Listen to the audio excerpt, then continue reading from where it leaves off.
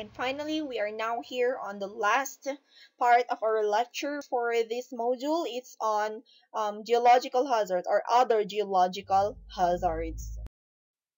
Other geological hazards refers to landslide and sinkholes. So let's talk about landslides first. Landslide refers to the variety of processes that result in the downward and outward movement of materials like rock, soils, and other debris.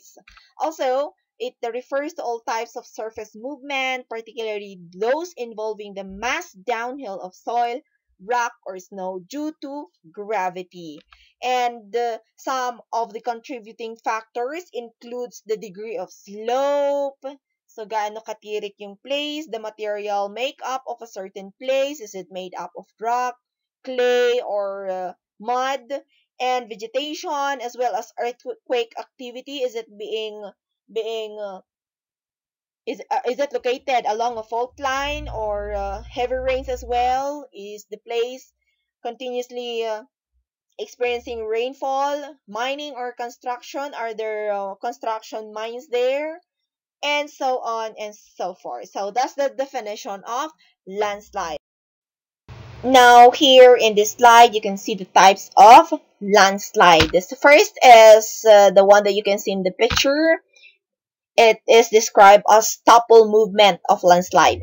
So this occurs suddenly when a massive part of a very steep slope break, it loose and rotate forward, and that's the reason that it topples downward.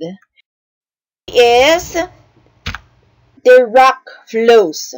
So in here, movements in bedrock that are slow, so the rocks are flowing in a slow motion, and usually the slope of that mountain or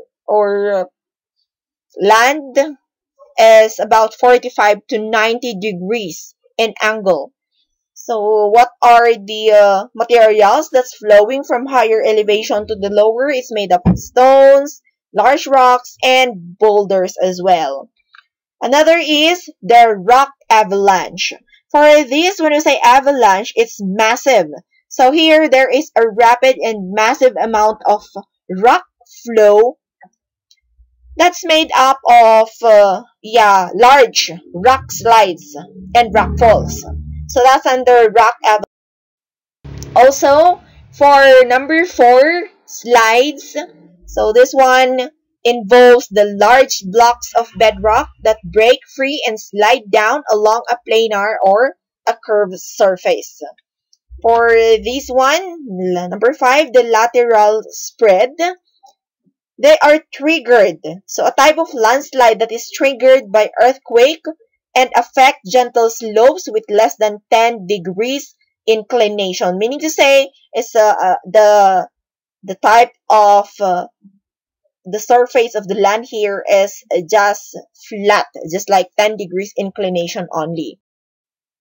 Another is flows, wherein this involves the downslope motion of fine-grained clay, silt, and fine and made mobile by water saturation. So therefore, it seems that a landslide that is flowing because it's made up of fine particles.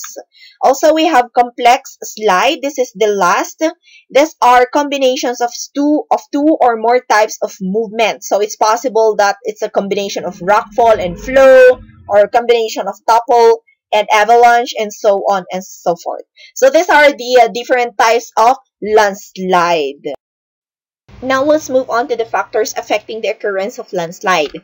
First is the intact rock strength, and we categorize it into relatively strong rocks, meaning to say when you hammer the rock, it will not break. The second one is moderately strong rocks.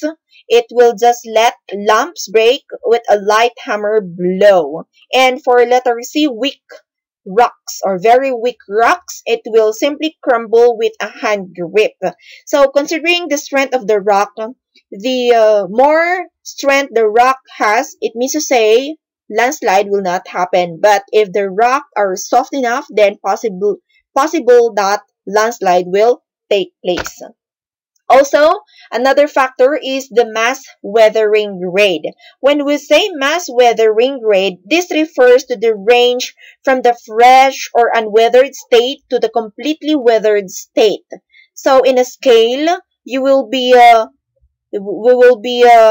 scaling it from 1 to 10, from hard state into its soft state. So that refers to the weathering state. Another is for the spacing of joints. That's number 3. This refers to the different types of discontinuities such as fracture, fault, or bedding plane. Meaning to say, if the land is made up, or the land is made up of a lot of joints, meaning to say it is easily to be weathered and landslide will happen. But if there are no joints and spacing and it's intact, no landslide to happen.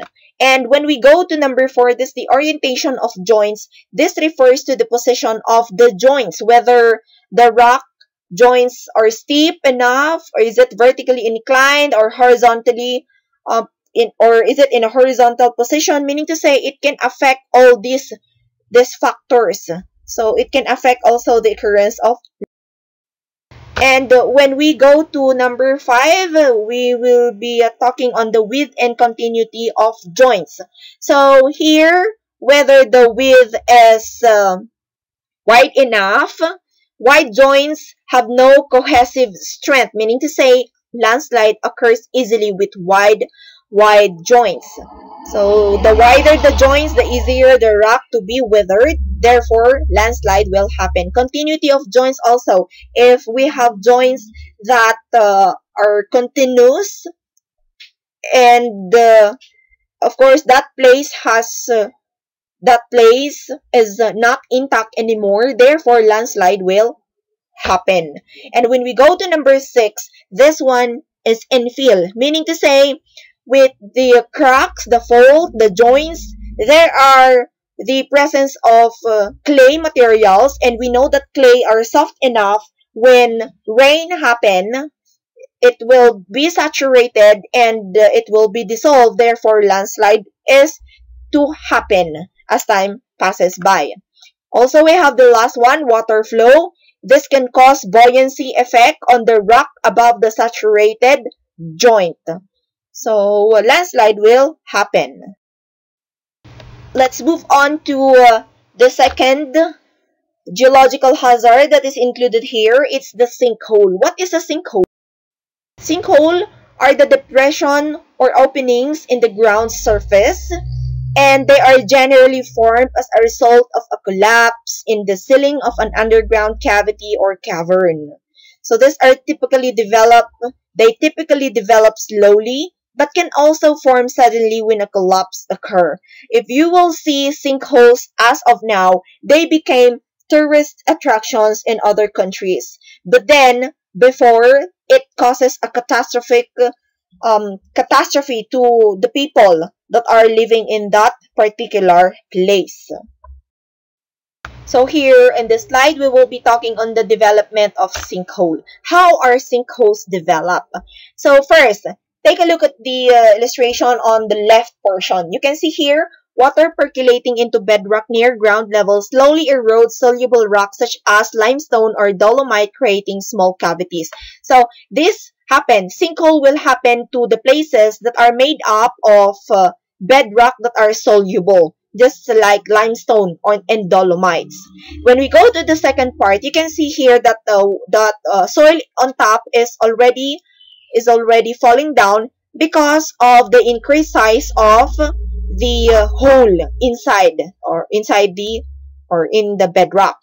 And when we go to number 3, you can see there now, as the soil fills spaces in the bedrock below, a new cavity forms in the overburden, expanding toward the surface. So it's getting bigger until such time that it will now create a big cavity or a big collapse here that you can see in number 4. So this is now sinkhole.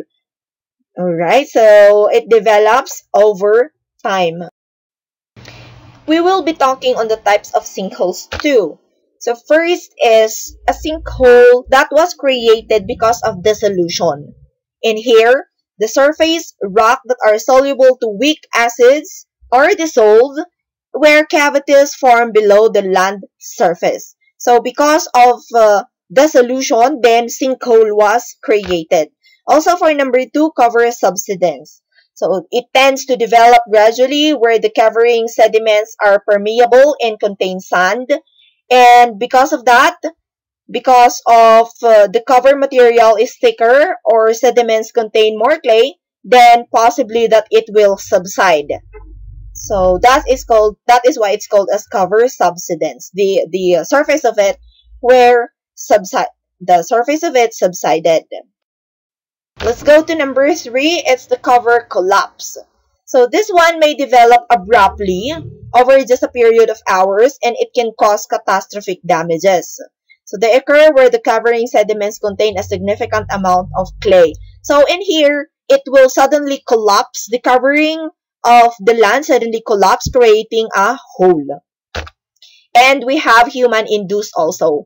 This one is familiar to us because we are one contributor on the different hazards that we are experiencing. So human-induced sinkhole. New sinkholes have been correlated to land use practices, especially from groundwater pumping, from construction and development practices such as mining, and also building or creating canals, subways, and so on and so forth. So all sinkholes that were created because of human are under human-induced sinkholes. And here are the references that I use. Thank you very much for listening and watching this video. Have a great day, everyone. For the assessment, please go and refer to Canvas. Instructions were provided there too. Thank you very much. Have a good day.